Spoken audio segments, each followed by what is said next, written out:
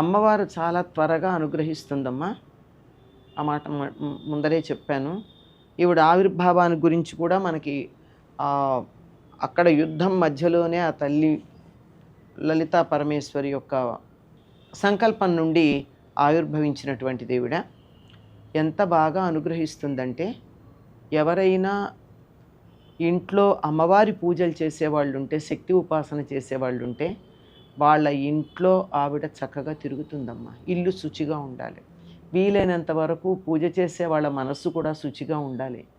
అలా గనక ఉన్నట్టయితే ఆ ఇంట్లో చక్కగా తిరుగుతుంది.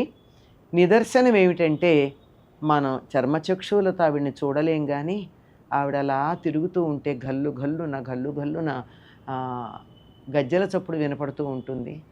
ఒక 8-10 ఏళ్ల అమ్మాయి మన ఎదురుగా ఇలా పరిగెడుతున్నటువంటి భావన మనకు కలుగుతుంది. కంటికి కనపడదు. పట్టు పరికిణి యొక్క రెపరెపలు, కాలి గజ్జల యొక్క గల్లు శబ్దాలు, చేతికి వేసుకున్నటువంటి గాజుల యొక్క గలగలలు, ఇవన్నీ మనకి చక్కగా వినపడుతూ ఉంటాయి. అంత బాగా ఆవిడ అనుగ్రహిస్తుంది అని చెప్తారు.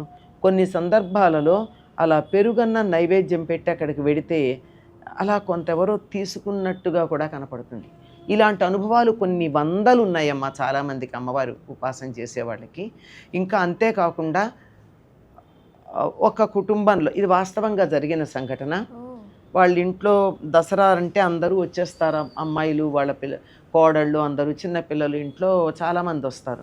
వీళ్ళందరికీ గాజులు వేయిస్తుంటే ఏదో 6-7 అమ్మాయిలు ఉన్నారు. వాళ్ళకి గాజులు వేసాక గాజులు ఇంటికి వచ్చి పూర్వం వేసేవాళ్ళు. ఆ గాజులు అలా వేసిన తర్వాత అతను డబ్బులు ఇద్దామంటే 7 అమ్మాయిలు కదా, ఇంతమందికి 7 కాదంటే 8 మంది వేయించుకున్నాడని లెక్క చెప్పాడు. అబద్ధాలు ఆడరు కదా. గాజుల మలారానికి దండం పెట్టుకుని ఆ తర్వాత కదా మనం పెట్టుకుంటాం. వాళ్ళు కూడా అంత ఇదిగాను ఎవరికి గాజులు వేస్తారో ఆడవాళ్ళని ముట్టుకుంటారు కదమ్మా గాజులు వేయడానికి పూర్వం. అందుకని వాళ్ళకి దండం పెట్టి వేసేవాళ్ళు పూర్వం.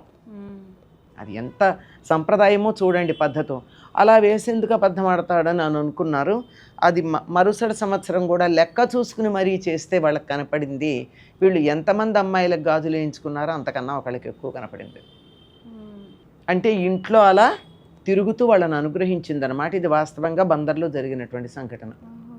ఆ కుటుంబం నాకు తెలుసు, అందువల్ల అంత బాగా చెప్తున్నా. నేను నమ్మకంగా చెప్పాలి, లేకపోతే కాదు కదా. అలాగే ఇప్పుడు లలితా పరమేశ్వరిగా కనపడుతుందని చెప్పడానికి లేదు.